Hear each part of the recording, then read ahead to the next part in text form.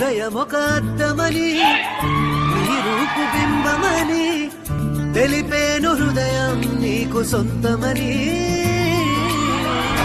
చెప్పా నిమిషం చాలు లేదన్న మాట తట్టుకోమంటే మళ్ళీ మళ్ళీ నాకొక జన్మే కావాలి ఏమి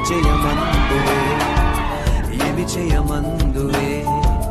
గంధపు గాలి నీ తలుపులు